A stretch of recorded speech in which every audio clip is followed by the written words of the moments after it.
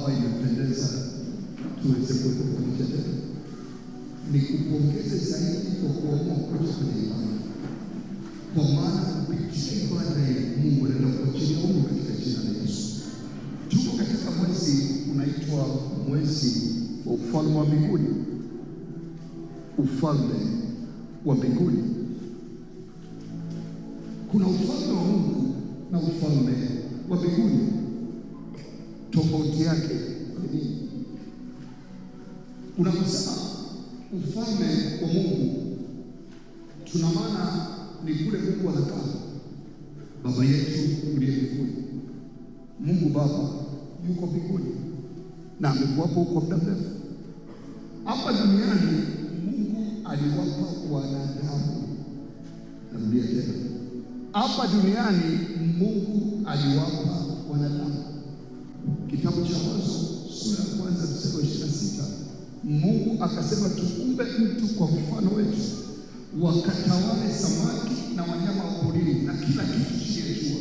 Kwa hapa duniani Mungu alipaacha, akawaachia wanadamu wafanye maamuzi yao, akijua kwamba kama ilivyo kawaida wataendelea kumwabudu na kumheshimu yeye. Yeye amekaa mbinguni, ufalme wa Mungu.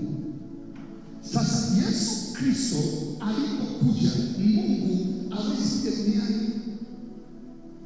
Alipoumba wanadamu kawacha, ilibidi Yesu afanyike kuwa wanadamu, kwa sababu duniani anakaa wanadamu, wakai malaika, wakai Mungu, wanakaa wanadamu. Yesu ilibidi abadilike kutoka kuwa Mungu awe wanadamu kupitia kwa Bikira Mariamu, na baadaye akazaliwa ili atusaidie kwamba Mungu yuko pamoja nasi, anaitwa Immanueli. Ndio maana mtu yote kwenye majina ya Immanueli wanafika sana. Asilimia kubwa wafikishi miaka 50. Kishakuwa na jina la Immanueli kalikomboa. Asilimia kubwa ni wazizi kupita kiasi. Ukiwa na jina la Immanueli kalikomboa, kwa sababu adui alipendi jina hilo. Sasa ukishakuwa na hilo jina lazima utembee na Mungu ili upate ulinzi. Unaweza usielewe, lakini kwa umri ambao nimefika nimekana kile Immanueli wengi na nimekuonyesha. Kwa Mungu akusaidie. Kwa Mungu alikuja duniani. Sasa alipokuja duniani akasema wote waliompokea walifanyika wana wa Mungu. Kwa Mungu ufalme wake ni wa Mungu. Alipokuja duniani unaitwa ufalme wa mbinguni. Kwa leo wewe unaishi baada ya kumpokea Yesu. Labda kama kuna mtu hajampokea Yesu, baada ya kumpokea Yesu unaishi katika ufalme wa mbinguni. Mungu Baba ndio mfalme mkuu. Kwa umeingia katika familia ya kifalme. Biblia inasema wewe ni kuhani mkuu, wewe ni mtoto wa Mungu. Kwa ajili ya nani? Kwa sababu ya Yesu. Sasa nisikiza kwa makini. Kwa hiyo ili kwenda na habari za ufalme wa Mungu, ili kwenda na habari za ufalme wa Mungu, Bwana Yesu alipokuja akajaribu kueleza watu. Kama unaona leo mchungaji anaongea mara ufalme wa mbinguni, mara ufalme wa Mungu, anachanganya. Ni kitu kimoja, ila kule na kukaa huko mbinguni tunasema ufalme wa Mungu. Lakini tunapokuja kwenye maisha yako na kuokoka katika kanisa, tunaishi katika ufalme wa mbinguni. Kwa ni kitu kimoja. Mungu amekuja kukaa ndani yako, kwa sababu ndani yako wewe ni hekalu la Mungu. Ndio maana kutenda dhambi ndio umeokoka ni jambo la hatari sana, kwa sababu unakaa ndani yako na Mungu, alafu unaenda kula kitu chafu. Hauna tofauti na mwanamke ambaye anatunzwa vizuri na bwana wake, alafu anaenda kutembea na mtu ambaye ni mwachafu. Moyo wake hauna shukrani. Ndani yako wewe anakaa Mungu. Kwa hiyo lazima uheshimu hekalu la Mungu. Sasa kama unaona bado watu hawajaelewa, Bwana Yesu akaona isiwe nongo. Akaamua kutoa mfano ambao natamani usikilize kwa makini. Kwa leo naongea kuhusu habari za ufalme wa Mungu, ufalme wa mbinguni. Na nataka niongee kuhusu aina 4 za Wakristo. Aina ngapi? Sasa hapa tuna Wakristo. Nikichukua huyo kwa yeye utajiuliza mwenyewe na kukua naelezea. Aina ngapi? Na uzuri wake na matatizo yake na aina 4 za Wakristo. Humu ndani kuna aina 4 za watu. Ukiokoka mstari, kuna aina ya kwanza, aina ya pili, aina ya tatu na aina ya ikawa tumetuote pamoja. Usikize kwa makini. Kitabu cha Mathayo tutasoma kidogo katika karefu kidogo, lakini katika kusoma Mungu anaenda kuponya katika jina la Yesu. Kitabu cha Mathayo sura ya 13. Mathayo sura ya 13. Ninaomba tuwe taratibu ili uelewe, kwa sababu somo huu tutakuwa na sehemu hiyo tu kwa ajili ya kuelezea kwa upana kuhusu ufalme wa Mungu na aina kubwa 4 za Wakristo katika maisha. Biblia inasema siku ile Yesu akatoka nyumbani akaketi kando ya bahari. Tatizo la Dodoma, watu hawajui hata bahari kwa sababu tunaona bahari nasikia kwenye Dar es Salaam. Siku moja nilikuwa kwenye ziara kwenye video, Bwana Yesu asifiwe. Akaketi kando ya bahari. Anasema wakamkusanyikia makutano wengi, hata akapanda chomboni akaketi, na ule mkutano wote wakasimama pwani. Yeye alikaa baharini, alafu ule mkutano ukakaa pwani. Anataka kuambia nini? Anasema akawaambia mambo mengi kwa sababu hawaelewi. Ukiongea lugha ya kibiblia kama ni mfalme wa mbinguni, mfalme wa Mungu, unachanganyikiwa. Kwa nataka uelewe sasa. Sikiza kwa makini. Anasema tazama, mpanzi alitoka kwenda kupanda. Alienda kupanda nini? Twende. Hata alipokuwa akipanda, kuna mtu alikuwa amechukua mbegu. Mpanzi ni mkulima au mtu anayepanda mbegu, alikuwa amebeba mbegu kwenye mfuko au kwenye kichombo. Anasema alipokuwa akipanda, mbegu nyingine zikaanguka karibu na njia. Kwa alipokuwa anapita kwenda kupanda, kuna mbegu zikachoropoka zikaanguka barabarani kwenye lami. Anasema ndege wakaja wakafanya nini? Kwa mbegu zikianguka pembeni mwa njia, ndege wanafanya nini? Wanakula. Sikiliza kwa makini. Anasema nyingine zikaanguka kwenye miamba. Kwa wakati anapanda zile mbegu zake, huyo mpanzi, mtu ambaye anapanda, mbegu nyingine zikaenda kwenye miamba. Ikatokea nini? Anasema pasipokuwa na udongo mwingi, mara zikaota. Kwa ziliota kwenye mwamba. Anasema kwa udongo kukosa kina. Kwa udongo, na jua lilipozuka, kwa jua lilipokuja, kwa sababu ule udongo hauna sehemu ya kwenda, hauna unyevu wa kutosha, uko kwenye mwamba. Anasema ziliungua, na kwa kuwa hazina mizizi zikafanya nini? Kwa mbegu ya kwanza ziliangukia wapi? Twende taratibu. Mbegu za kwanza ziliangukia wapi? Njiani, kwenye lami. Anapita barabarani, zikaanguka mbegu. Zikaliwa na nani? Na mbegu za pili zikaangukia wapi? Kwenye miamba. Alafu ikatokea nini? Zikashindwa kupata mizizi. Kwa jua lilipowaka zikafanya nini? Twende. Anasema nyingine zikaanguka kwenye miba. Kwa kumbe katika shamba la huyu mtu kulikuwa na nini? Miba. Anasema na ile miba ikamea ikazisonga, kwa sababu kulikuwa na miba. Alipozipanda zile mbegu zinaanza kuota, lakini zilipokuwa zinaanza kuota, ile miba ikazizunguka. Kwa hiyo ikaminya ile mbegu ziote. Wale majani yakitaka kutoka miba. Anasema nyingine za mwisho zikaanguka penye udongo nzuri ambao unambolea, una maji ya ng'ombe nzuri. Anasema zikazaa. Mbegu ya kwanza ikazaa 100, mbegu ya pili ikazaa 60, mbegu ya tatu ikazaa 30. Ameongea watu wa aina 4. Ameongea mbegu za aina.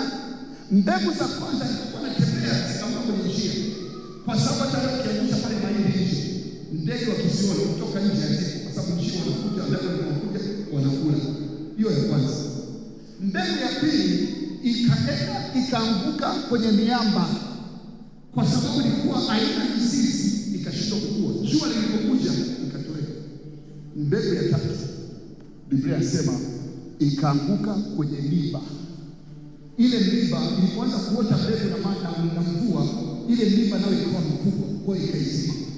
Na mbegu ya mwisho ikaanguka kwenye udongo mzuri. Maana yake nisikilize kwa makini. Yule anaitwa mpanzi anayepanda mbegu anaitwa Yesu. Unapoamua kuokoka, unampokea nani? Ukishampokea Yesu, anakuwa amekuja kupanda mbegu. Kwa kuna watu walipookoka, shetani walipotoka tu kuokoka, akaja akatoa wokovu. Yesu ndiye Bwana, amna Yesu jamaa mwanadamu. Alishampokea Yesu. Lakini kwa sababu alikuwa amejiachia, ile neno lilikuwa haijakaa vizuri, ndio mtu wa kwanza wewe. Kwa hiyo hata kanisani anakuja, yuko tu. Unauliza nyumbani, leo tumesoma nini? Krismasi, Pasaka. Kwa hiyo kanisani Pasaka kila saa nzima utasikia chochote. Pasaka, hapa ndio unachekesha. Kiuso cha kibaja. Mimi nataka usome. Hiyo ndio mbegu ambayo ngoja nikwambie, mbegu ni neno. Hapa napohubiri kuna watu wananielewa. Kuna watu wamekaa kwa wazi ya sasa. Mimi simchukulie mbele sasa. Mwingine amekaa tu anaangalia sasa kanisa. Mwingine anaangalia kwa mchungaji ndio kwa anashuka nyumbani. Angalia ndio mchungaji kama chakula ndio basi. Yaani nachokiongea afanye nini? Kwa hiyo mtu wa kwanza ni watu ambayo neno la Mungu linapohubiriwa. Watu wamesoma pale kote. Ndio wamesoma nini? Brain sio brain. Ila kusikiliza tu. Yuko tu kanisani. Kimalize akija mziki sasa. Akija kutoka pale kikaa. Unajifunza nini kanisani? Unacheza jamaa anapiga kikai. Hai serious. Yaani umetoka mjini kote kuja kusikiliza mziki. Kwa nini unasikiliza nini kwa nini? Umekuja nyumbani kusikia neno.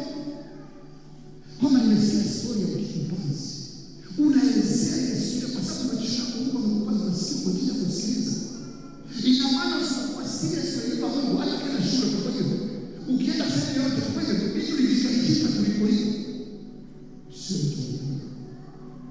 Kwa mpanzi alipokusha mbegu za kwanza zikaanguka kwenye barabara. Watu wengi barabara.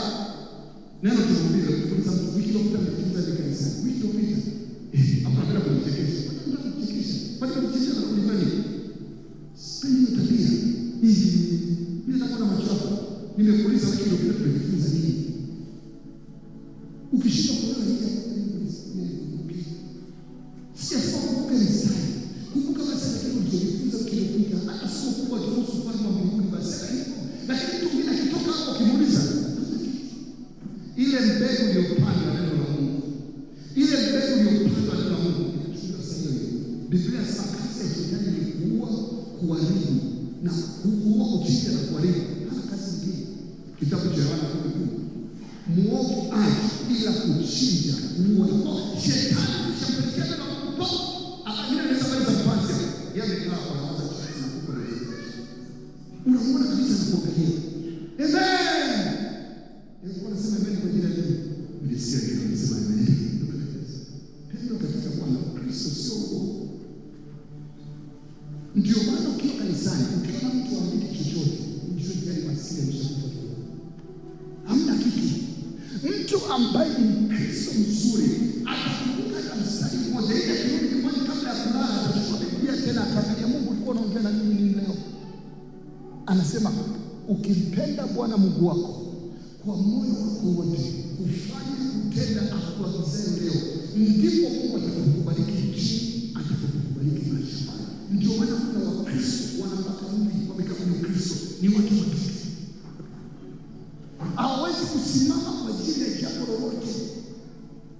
Ni watu wajinga tu wako tu shirika, lakini hawana kitu cha kuelewa. Kwa sababu ile mbegu haingii ndani mwao. Mpendo umeenda kanisani Zuzu. Sisi jina la Zuzu zinje. Haleluya. Yaani kila nikisema jina la Zuzu sikia Mungu anafanya. Natamani leo kutai kwa jina la Yesu. Nenda kule kanisani zinje. Unajifunza nini? Mchungaji leo anaongea. Alikuwa anafoka, alikuwa anaongea. Na kanisa alikuwa kanalia kwa nyuma. Alikuwa anaongea.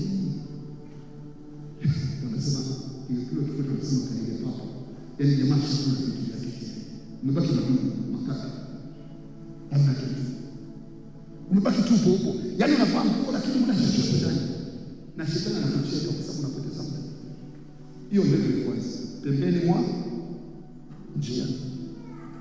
Na ndio Kristo wewe. Kwa ukimuuliza mtu mmoja alikuja, amekaa muda mrefu kanisani, nilipokuwa Dar es Salaam. Ni mtu ambaye mshika mzuri, anakuja kanisani mapema. Anaambia na matatizo.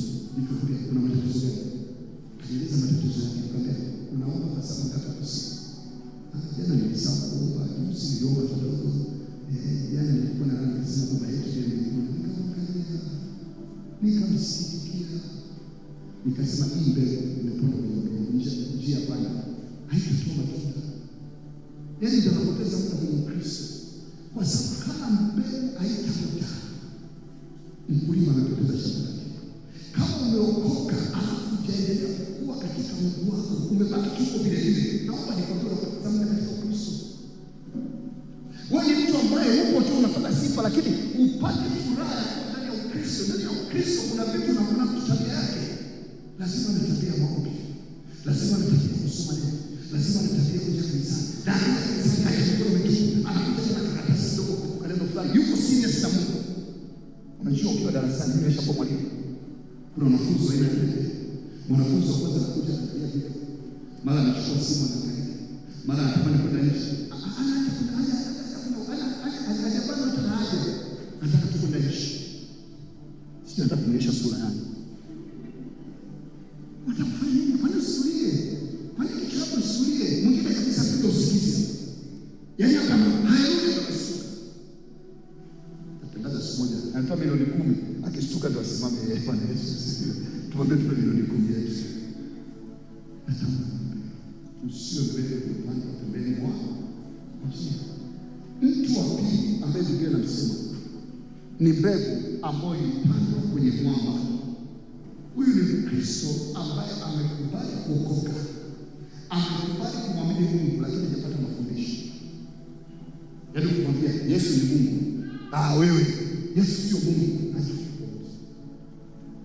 Amemjua Yesu. Ameamua kuokoka. Lakini ndani yake wewe ndio gani unaenda wapi? Kaa hapo. Kaa. Mwambie kutoka nje kwanza. Sawa. Amemwamini Yesu. Ajui Yesu ni nani? Ajui kitu gani? Watu kimuuliza maswali, kuna Mungu Baba, Mungu Mwana na Mungu Roho Mtakatifu. Ni wa Kristo tunaabudu miungu mitatu. Mmoja nikamuuliza mchungaji. Hajawahi kukaa chini kufundisha. Hajawahi kutulia. Wakitokea mjini wanasema, kuna nabii mkubwa amekuja. Njoo pokea muujiza. Watu wote wanakuja kanisani. Nonsense. Hata ukianguka hiyo nini? Tusome kwa jioni siku zote. Nikiona watu wanakuja kwa watoto wanaenda kushoto wanaruka. Wanapata hiyo. Wanafanya kazi. Kipi iweze kuonyesha Mungu. Kama na nguvu za Mungu sote. Kristo sio mashindano. Yesu alikuwa anatembea katikati ya watu. Sijasema kwa Mungu mbaya. Ila anakuambia watu wanakuona show. Huyu ndio Kristo pia. Ambaye mbegu yake inaelekea kwenye nini? Amekosa mafundisho. Anakuja kanisani, andiki, ana chochote, Biblia hana. Akiuliza Biblia iko wapi, ajue hata Biblia aliweka wapi. Jumapili ndio anapokuta Biblia inakuja kanisani. Ndio Kristo ambaye ni watu. Anampenda Yesu, lakini hajaamua kwa moyo wake wote kwamba nitafuta mafundisho ya Kristo. Maana tunafundisha chochote cha Biblia.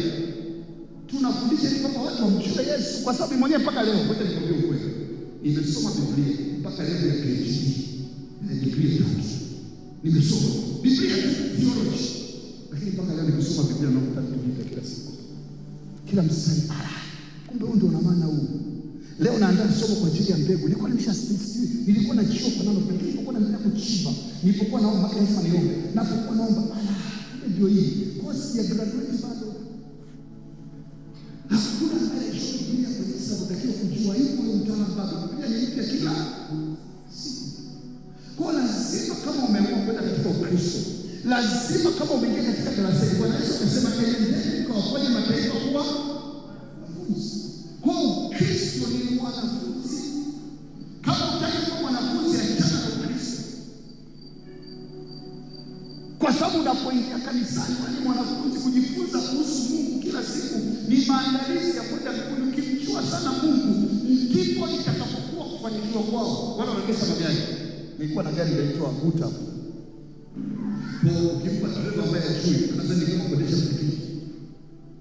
Unapoenda kujifunza, unapokuja darasani unagundua kumbe hii maana yake, kumbe hii maana yake, kumbe hii maana yake, kumbe hii maana yake, kumbe na kutembea katika ndio. Kwa ndivyo maisha ya mwanadamu. Mungu amemuumba mwanadamu, akampa kitabu cha maelezo kuhusu namna ya kuishi ndani ya Biblia.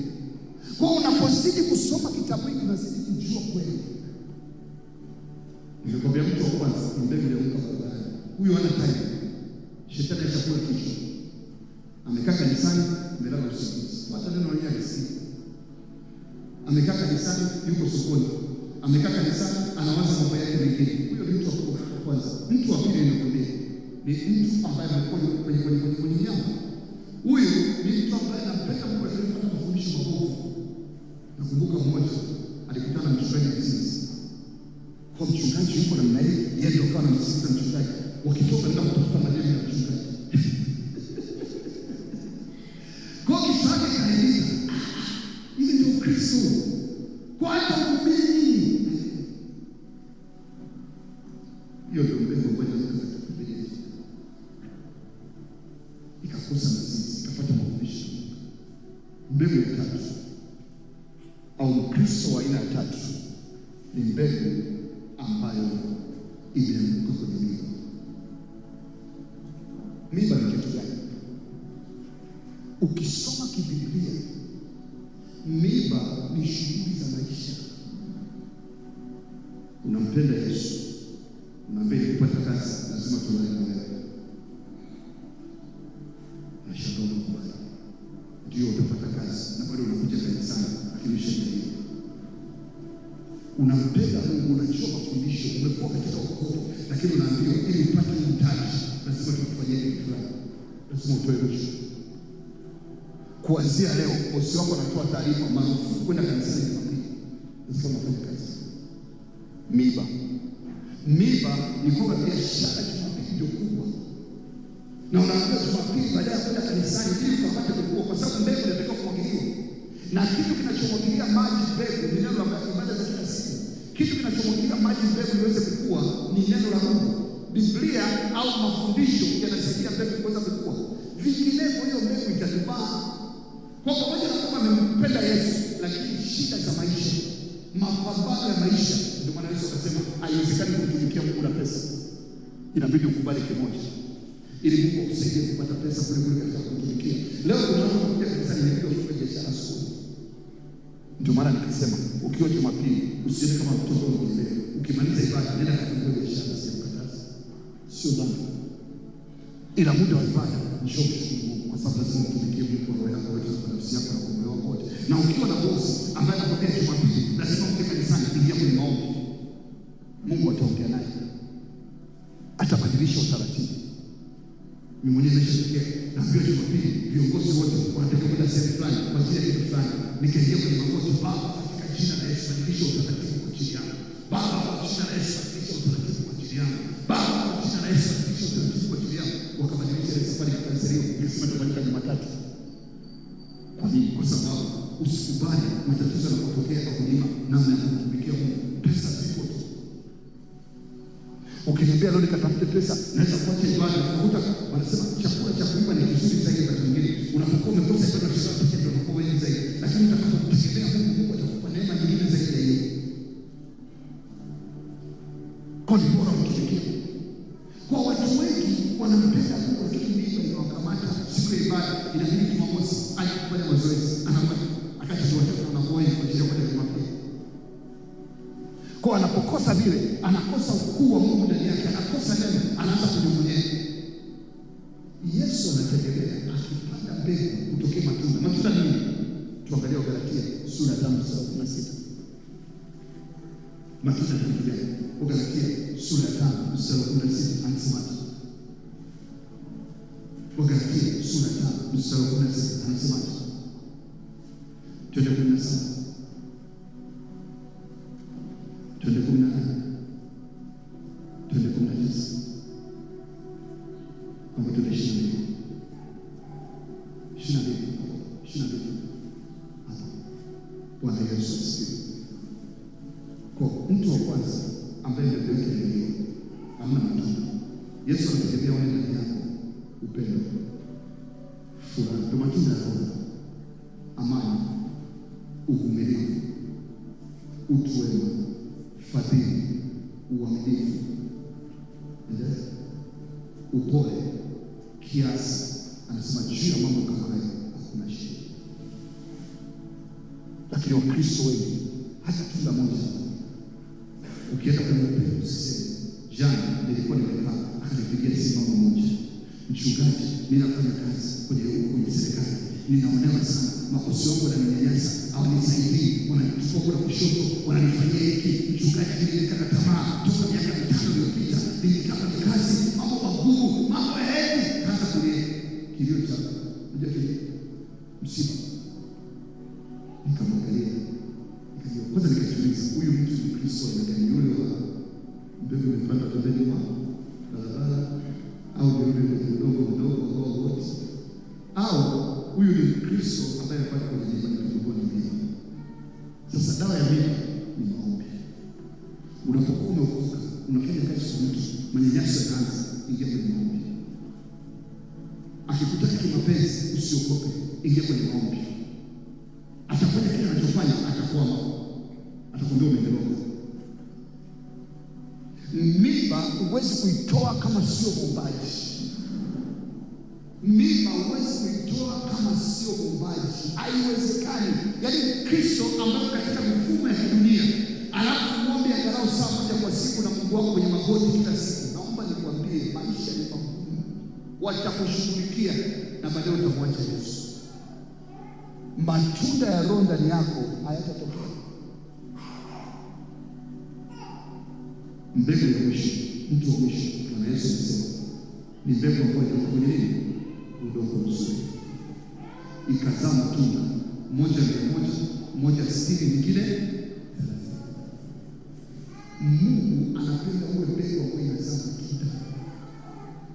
Nimekwambia sisi kwa makini, mbegu ya kwanza ilianguka pembeni ya njia, na ilipoanguka pembeni ya njia, ndege wakaja wakaitafuna. Maana yake ni Kristo ambaye anakuja kanisani, aelewe kilichofundishwa leo. Nimeongea muda nusu saa nzima, anatoka hapa hajashika hata neno moja. Ukimuuliza hata mstari gani unakumbuka, hata ukimuuliza unakumbuka ni mstari gani, lakini atakapokuwa nimeongelea ajui, anabaki anacheka na usa sura kwa ajili. Nimekwambia wa pili ni Kristo ambaye anampenda Mungu, ameokoka, lakini hajapata mafundisho ya kutosha. Kwa akipata matatizo madogo tu anaondoka. Akipata shida akakaa na siku 3, huyo Yesu msitaki tena. Akipitia kwenye moto, magonjwa yakamjia, bora atakiwa ashinde, anasema mimi sitaki tena mambo ya wokovu. Nilikuwa nimeokoka lakini Mungu kuniponya, mimi sitaki. Na Mkristo wa tatu ni Mkristo ambaye anakuja. Mkristo yote ambaye ana shughuli za kidunia hii, akitengana na watu wa dunia hii, fanya biashara, mtu wa kitu fulani anakutana. Ile mimba inafanya mbegu ishinde kukua. Matatizo ya maisha, ana watoto analipa ada, anabidi nyumbani atoe chakula, anabidi atafute namna ya kuishi. Huyo mtu anakuwa na shida za dhiki ya dunia hii. Lakini Mungu angependa uwe Mkristo wa aina ya nne, ambayo leo ukiulizwa, mchungaji anakufundisha nini leo sana? Nimekumbuka kulikuwa na mpanzi, alitoka na mbegu ya kwanza, mbegu ya pili. Mchungaji msamaha msomo anakumbuka ni Mathayo sura ya 6 mstari wa 13. Sura ya 13 mstari wa kwanza kuendelea. Anaweza kukumbuka. Ndio Mkristo ambaye Mungu anataka. Ukiwa Mkristo ambaye unapokea neno, unaifanyia kazi, unakuwa sio Mkristo wa kawaida. Nia ya shetani ni uendelee kuwa Mkristo ambaye ni nusu na robo, huwezi kwenda mbali. Natamani leo mwambie Baba, nahitaji kuzaa matunda. Nahitaji Yesu aipate kuibuka ndani yangu na kujengea sifa za Ukristo timilifu. Matunda ya upendo, matunda ya upole, matunda ya utu wema, matunda ya uvumilivu, matunda ya fadhili, matunda yote yapate kutokea. Ngoja nikwambie, majaribu yanayopitia wewe ni madogo sana. Kuna watu wamepitia majaribu. Daniel alikaa katika utawala wa kishetani kwa miaka zaidi ya 15 na bado akaweza kushinda na akatoka kidedea. Wewe unachokiona kwamba imekuwa kigumu kwako ni chepesi sana. Mungu anakutaka leo, kwa sababu Yesu Kristo amepanda wokovu ndani yako. Usiwe mtu ambaye umekaa pembeni ya njia ukapoteza neno la Mungu. Neno la Mungu linatakiwa likujenge, likutengenezee afya, likuinue, likufanikishe, likutoe pale ulipo. Neno la Mungu ni mbegu. Kwa Kristo yote anayekuja kanisani anaongelea kumpanda neno. Ndio maana ukiokoka alafu ukaenda kwenye makanisa feki, unasoma makanisa feki, kuna watu ambao mboni tu. Juzi Nigeria wamekamata wachungaji 47 ambao walikuwa wanafanya miujiza. Kwa mimi nakuja kwa leo Jumamosi, naenda mjini na kusanya watu na wapa hela. Alafu ukija hapa unasema naomba Mungu. Alafu anatembea. Alafu anasema kwa jina la Yesu. Mungu ananyuka. Alafu haleluya. Mwingine anachofanya nini? Anafanya sanaa kwenye nyumba. Ukienda kwenye makanisa kama hayo kisha, lakini naomba nikwambie, ukienda kwenye sehemu ambayo inahubiriwa injili sio kushika injili kama ilivyo, utakuwa katika Kristo, utazaa matunda na Yesu atakuamini kama jemedari yake, kama jembe kwa ajili ya Yesu. Sio mtu wa kawaida, ni mtu ambaye unaweza kutoka na matunda ya kuonyesha kwamba Bwana wangu umepanda kitu kwa ajili ya maisha. Ukiona Mkristo amenyong'onyea, hamna neno, mbegu zitakuishi. Ukiona Mkristo amenyong'onyea, aombe. Ukiona Mkristo amenyong'onyea, naomba nikwambie, amekosa nguvu ya Roho Mtakatifu. Mambo matatu ndivyo vinaweza kutoa kwenye mbegu ikiweza kukua. Usipokuwa na hizo vitu vitatu, kisha baadaye, ili mbegu iweze kuota, inahitaji mwanga, inahitaji maji, inahitaji utupu au udongo. Kwa wewe yako, ili upate mwanga ni ile maombi yako, ili upate maji ni neno la Mungu linaingia ndani yako, ili ukae nisema kwamba unaabudu. Ukikosea hapo itakusumbua. Ndio maana ukienda kwenye mafundisho ya uongo yanakufanya upotee dira na ukasema kwamba Kristo basi sio mwenyewe. Na Biblia inakwambia mtayaona nini? Matendo. Uweze kumfanyia Mungu show alafu ukawa na matendo masafi, madudu yatakuwa mengi kwako. Lakini leo Mungu anaongea na wewe. Sijajua wewe ni mbegu ipi. Wale wa kwanza naonea hata huruma. Mbegu iliyoanguka pembeni mwa njia ni Mkristo ambaye huwezi kwenda kokote, na utakuwa na roho za ile 16 na mtenda 16 hapo 5 16 19 utakuwa na uasherati. Ni Mkristo lakini ni mwasherati, sio kidogo. Ni Mkristo lakini ni mchafu, unabadilisha mabinti kama mwanawaziri au na vijana, unakuwa na ufisadi, tamaa, mwizi, unapiga mambo katika namna fulani. Ndio ibada ya sanamu. Ibada ya sanamu ni nini? Ni kutomtanguliza Mungu mbele. Chochote unachokifanya cha kwanza kabla ya Mungu ni sanamu. Sio sanamu kwa mfano Bikira Maria si sanamu yake. Sanamu ndani ya moyo wako, kitu cha kwanza Mungu au mambo yako. Anasema ugomvi. Mkristo anaokoka lakini ugomvi tu. Hata kama watu wengine wanashangaa, wewe na wewe umeokoka, mpaka anakuuliza hivi na mfano ni uokoka. Wivu, hasira. Mimi nimeokoka, nitakomesha kuokoka, sio ujinga, nitaniona leo. Fitina. Hana uwezo mbele yake. Ni mnafiki. anacheka na wewe, akitoka kama anakusaidia.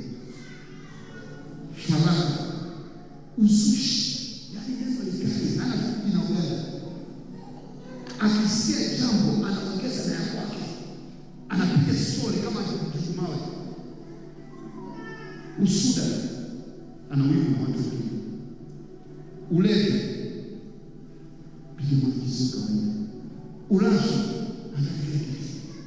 Na mambo yanayofanana, anasema hakika nawaambia mapema, hata kama wanasali kanisani, hata kama wako kwa ndani, anasema nawaambia mapema, kama nilivyowaambia ya kwamba watu watendao mambo ya jinsi hiyo hawataurithi ufalme wa Mungu. Forget about it. Mungu aliakili. Mungu aliakili. Ukiwa na tabia inayofanana na hiyo, wewe sio Kristo. Hata nyingine. Lakini nakupa taarifa njema. Mungu bado ana nafasi. Uweze kuweka sawa. Ukatembea kwa upya utakuja ni kwa kitu. Bwana Yesu akasema ufalme wa Mungu unafanana na kitu hichi. Sikiliza kwa makini. Kuna watu wanaanza kuna siku tutaenda kwenye ufalme wa Mungu kule mbinguni. Ufalme wa Mungu kule juu. Tutaenda kwenye jumba kubwa, tutendesha magari, tutendesha majumba. Mpendo katika Bwana. Ndani yako wewe tayari na ufalme wa Mungu. Magari yako duniani kule mbinguni hakuna magari. Asikudanganye mtu. Nyumba nzuri ziko mbinguni, ziko hapa duniani. Usidanganyike. Pikipiki nzuri haiko mbinguni, hakuna pikipiki kwanza. Hamna. Kule ni utukufu na utakatifu. Kwa ukishakuwa na ufalme wa Mungu hapa duniani, tunasoma sura katika Zaburi 84. Mungu hataacha kukupa mema maishani mwako kama ukiwa kutembea ukiwa kweli Mkristo ambaye ni shamba zuri, ambaye ni udongo mzuri. Yesu amepanda mbele ya wokovu, umeamua kutembea na Yesu. Na tunaanza kuona ile ambayo inaandikwa 22, tuende 22 tena. Anasema tunaona watu wa kupenda. Ni mtu ambaye hata uso wako bado unaonekana kijana kwa sababu una furaha zote. Ni uso ambao una amani. Una fitina na mtu. Ni uso ambao una uvumilivu, shida sio ishu. Sister Peter, Bwana Yesu asifiwe. Ni mtu ambaye una utu wema. Ni mtu ambaye unafadhili, mtu ambaye ni mwaminifu. Mpole, mwenye kiasi. Ukiwa na sifa hizo 9, ndio Ukristo wenyewe. Ndio unakuwa umefika kwenye shamba zuri ambalo Mungu amekupanda. Natamani leo tunapoenda kuomba, uombe Mungu akupe neema. Kila roho ya mbegu ambayo inaliwa na njiwa na ndege ninaivunja leo katika jina la Yesu. Ikatae kwenye maisha yako. Usikubali kuwa Mkristo ambaye ni boya. Nguvu yoyote ambayo imekaa kwenye maisha yako na kila siku inakufanya utende dhambi, leo ninaivunja katika jina la Yesu. Haitarudi kwako tena baada ya ibada hii. Haleluya. Mungu atakupa neno na neema ya kukumbuka neno lake. Anakubadilisha kutoka udongo ambao umepandwa kwenye jangwa. Mungu anaenda kuondoa kila aina ya mawe, anakuwekea udongo mzuri katika jina la Yesu. Na neema ya Mungu itakusaidia kutoka pale ulipo kwenda kwenye utukufu mwingine katika jina la Yesu. Na tabiri juu ya msingi wako wa maisha kuanzia leo. Msingi wako wa maisha upate kufunga tena na kufanya kazi ya Mungu katika jina la Yesu. Usiwe Mkristo ambaye ni wa kwenda mbele kurudi nyuma. Amua kuwa Mkristo kweli kweli, kama umeamua kwenda na Ukristo, ili ufalme wa Mungu, yale mema Mungu aliyokuandalia katika maisha haya yatokee kwako. Sijasema mbinguni hakuko. Tunajua baada ya shida zote tutaenda kuwepo Baba. Kuna shida, hakuna kilio, hakuna misiba, hakuna tabu, hakuna magonjwa, hakuna mbegu za kuondoa vibaya. Hilo nakana Bwana milele. Lakini tunapokuwa katika maisha haya, ni lazima uwe Mkristo ambaye watu wanaweza kuona matunda ndani yako katika jina la Yesu. Ni lazima uwe Mkristo ambaye unakuwa ni Mkristo sio kwa jina, kwa uhalisia. Ndivyo ulivyo, umeamua kumpokea Yesu. Na njia pekee kubwa ni kuwa makini kwenye mafundisho. Mtu ambaye uko tayari kubadilika. Usiwe mbegu bora sema nenda kanisani leo, umebadilishwa nini? Hamna kitu. Wewe vijana wangu. Sawa, ni kitu kimoja tu. Leo umeenda kanisani leo. Ni kitu kimoja tu kinaweza kubadilisha leo. Na mtu anaweza kusema wanapenda kupiga kibao. Kuna mmoja alipiga kibao. Mjinga gani? Unapoteza muda masaa mawili kanisani tunahubiri, unakaa tu hapo unahangaika gigi, tunataka nyingi sisi. Badilika kwa jina la Yesu. Amen. Tusimame.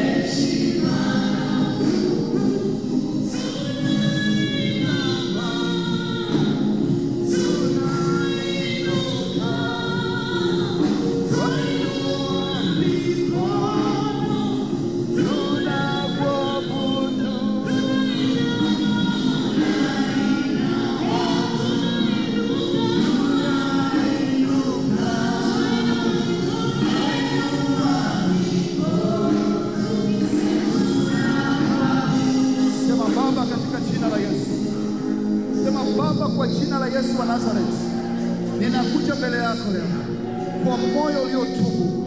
Ninakiri kwamba kumekuwa na nyakati ambapo moyo wangu umekuwa mgumu na dhambi na kukatishwa tamaa na kutosamehe na masumbufu ya ulimwengu. Asubuhi ya leo nainua mikono, naomba Bwana Roho Mtakatifu ashuke tena ndani yangu na kuweka udongo mzuri, ili Bwana nikawe Mkristo ambaye Bwana inazaa matunda ya upendo, matunda ya uaminifu, matunda ya utu wema, matunda ya fadhili, katika jina la Yesu.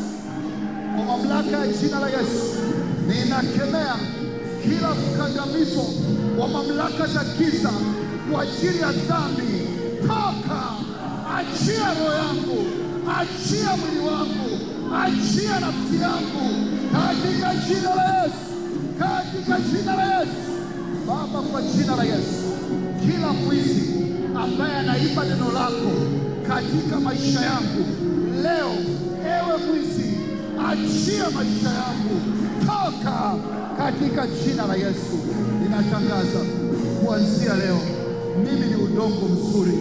Nitaliheshimu neno la Mungu, nitasimama na neno la Mungu, nitatembea na neno la Mungu, katika jina la Yesu. Sema Baba, katika jina kuu la Yesu, asubuhi ya leo ninakabiliana na kila msingi katika maisha yangu ya kiroho ambao umeharibu maisha yangu, mafundisho maovu, ubaya wowote ambao umekaa kwenye msingi wa maisha yangu. Noka leo, achia roho yangu, enyi miamba mikuu katika maisha yangu. Noka kwa damu ya Yesu, kwa damu ya Yesu, kwa damu ya Yesu, kwa damu ya Yesu. Sema Bwana Yesu, ninakuomba, sababisha mizizi yangu ya kiroho ipate kina kirefu cha kukujua wewe, katika jina la Yesu. Nipe roho ya utakatifu, nipe roho ya toba, nipe roho ya kweli, nikakutambue wewe na kuishi maisha ya kupendeza, katika jina la Yesu. Ninatabiri mimi sako, taja jina lako, mimi sako ni Kristo imara. Kuanzia leo nitatembea kwa ufalme wa Mungu, kwa uaminifu, katika jina la Yesu, katika jina la Yesu, katika jina la Yesu. Sema Baba, katika jina la Yesu ninaomba nguvu zozote ambazo zinapigana vita dhidi ya imani yangu, imekuwa ni mwiba unaonizuia mbegu yangu isiote. Leo Baba, katika jina la Yesu ninang'oa mizizi ya miiba, mateso ya kimaisha